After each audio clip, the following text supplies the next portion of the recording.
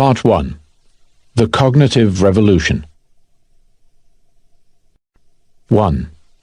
An animal of no significance. About 13.5 billion years ago, matter, energy, time and space came into being in what is known as the Big Bang.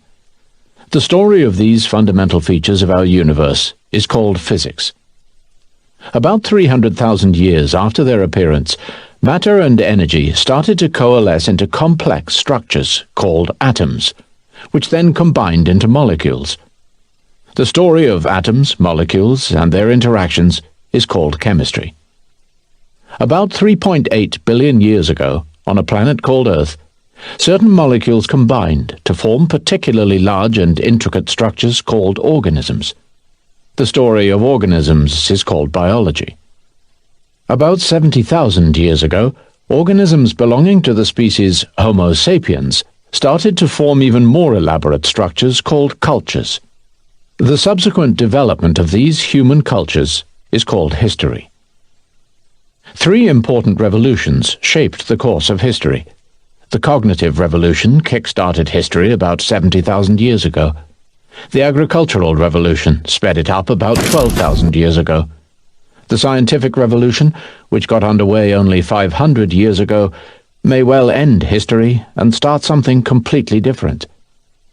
This book tells the story of how these three revolutions have affected humans and their fellow organisms.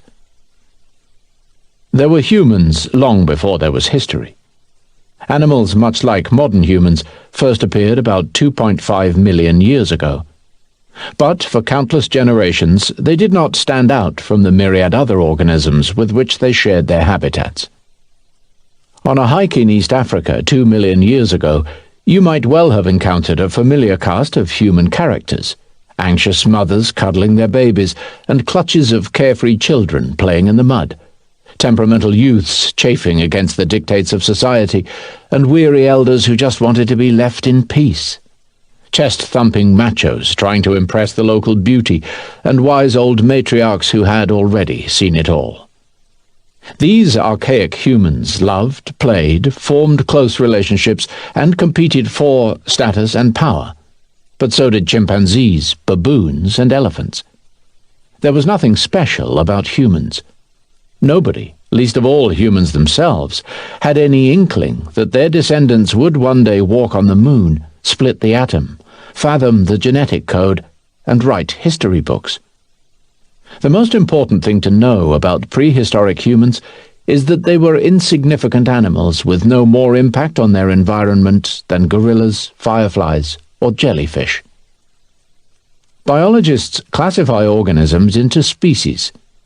Animals are said to belong to the same species if they tend to mate with each other, giving birth to fertile offspring. Horses and donkeys have a recent common ancestor and share many physical traits, but they show little sexual interest in one another. They will mate if induced to do so, but their offspring, called mules, are sterile. Mutations in donkey DNA can therefore never cross over to horses or vice versa.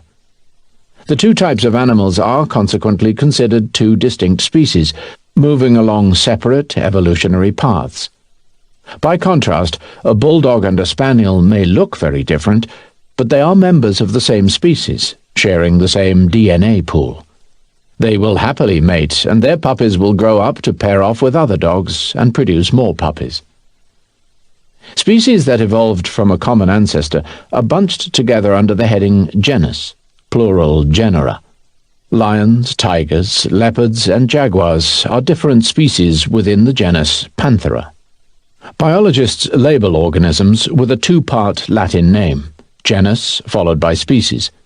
Lions, for example, are called Panthera leo, the species Leo of the genus Panthera.